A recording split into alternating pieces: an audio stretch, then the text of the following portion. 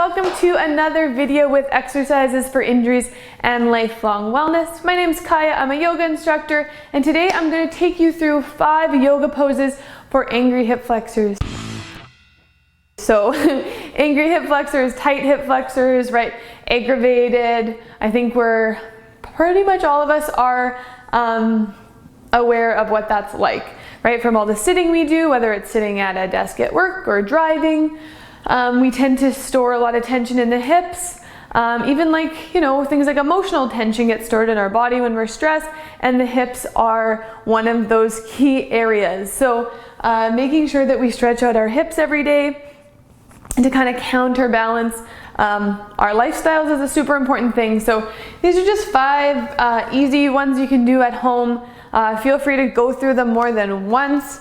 Rule of thumb, usually when I'm going through these, is a good 10 deep breaths. So a full inhale, full exhale, focusing on the sensation of your breath as you're going through it, as well as being in your body. So you can imagine breathing into those areas of tension, creating space in your body, and then exhaling the tension out. So doing what works for you, but definitely when you're doing these, of course you can do them while you're watching TV or whatever, but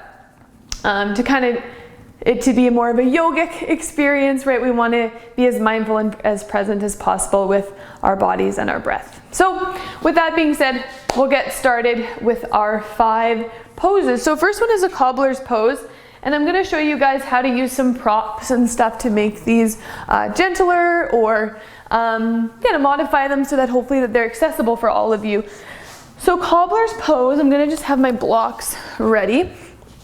We're coming onto our backs, soles of the feet together and knees apart. Now, the closer the feet are to the body, the more intense the stretch in the hips is, and then the further out they go, the less intense. So just finding kind of that sweet spot for you, and then you can just hang out here if that's comfortable. If you find this is too much in the hips and the inner thigh, blocks or pillows or folded blankets, great thing to put underneath the knees. And this just allows the body to be able to fully surrender into the posture so that you can focus back in on your breath and letting go of that tension in the hips. So again, 10 deep breaths here. All right, so next thing we're going to go through is figure 4 or thread the needle. And that's where we cross one ankle over the knee, flexing our toes back toward our knee. And then from here, you can start to press that bent leg away from you. So if you're finding a good stretch in the hip here of the bent leg, you can stay here, or to deepen it, we pull the thigh in. And while we pull the thigh in, use your elbow to push the other leg away.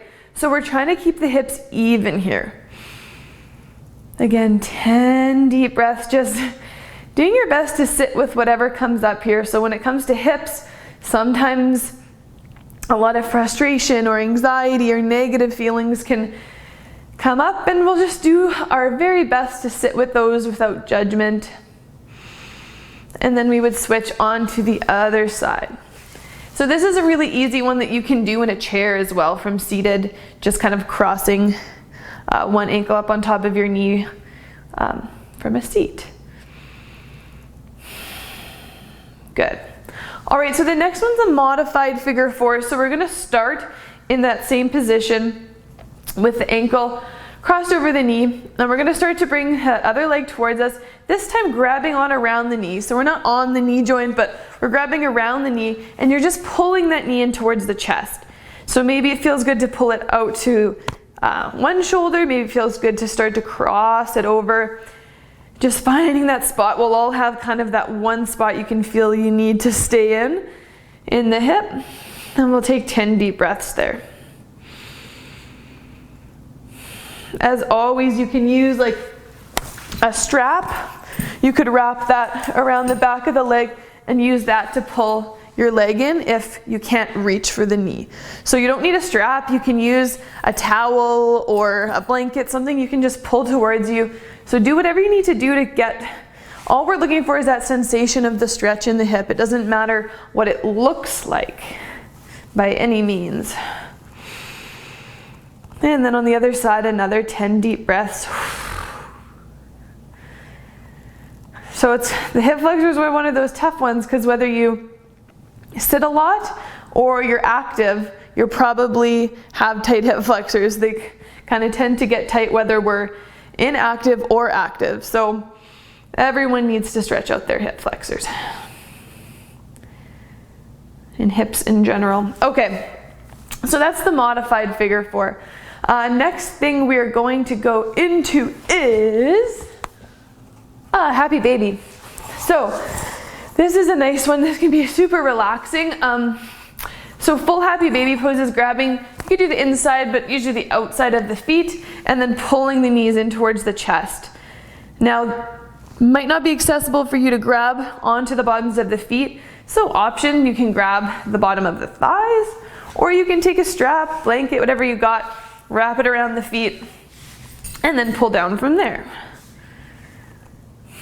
We're just looking for a stretch in the hips here.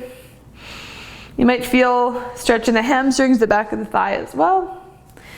And the nice thing with happy baby is sometimes it can feel good to kind of rock a little bit side to side, nice low back release. So don't worry about how this one looks. So take those 10 deep breaths, full inhales, belly rises up like a balloon to the ceiling. And full exhale, belly button drops all the way back down. So what can be a really nice variation here, maybe you have a strap wrapped around the foot or you're holding the foot, is to extend one leg down. So it can be bent, but if you can get that leg down straight, it can sometimes be a really nice opening through the front of this hip while we stretch the other hip like this. So don't be discouraged if you can't grab onto that foot. Just wrap a strap around or whatever you got, and you can pull that leg down. And then you could switch sides.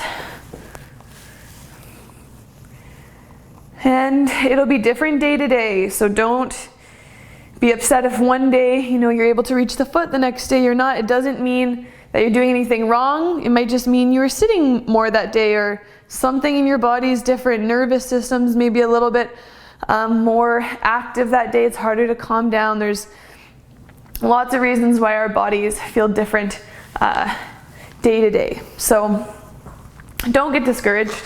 Keep stretching. Good. And then the last thing we're going to do is a low lunge. So this can be tough for people with knee pain, so please use something like a folded blanket. You can really fold it up so it's nice and thick underneath that back knee. We're going to lunge forward with the front foot. So some alignment things to keep in mind. We want that front knee over the ankle. We want to tilt the pelvis back so that we open up and feel that stretch through the hip flexor and probably the quad, the front of the thigh as well. Hips are both pointing forward. We're not collapsing into one hip. So notice if your hands are on your hips and one hand isn't in line, you need to pull that back into alignment.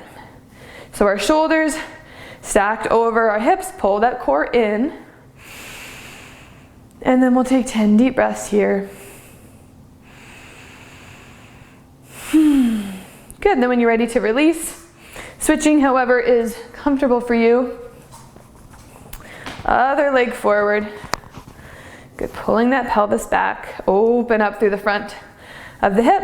And you can always push through those back toes if you need to deepen the stretch even more.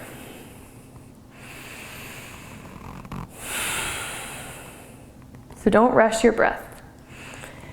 That can be the tendency when things get uncomfortable, and it can be, the mind starts going crazy and all these negative feelings come up, but knowing that as these come up, it means you're releasing those feelings and tension. So just being able to sit with it might be a good life lesson too, learning to sit with discomfort.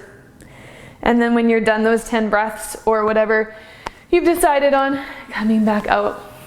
So I hope that those are helpful and you try them out. Please do let us know if they're helpful. So leave us a comment down below if it was helpful for you, or if you have any questions or ideas for future videos. And definitely check out our YouTube channel, like this video and subscribe, and check out exercisesforinjuries.com for a bunch more free content. So thanks for watching. We'll see you guys in a future video. Bye.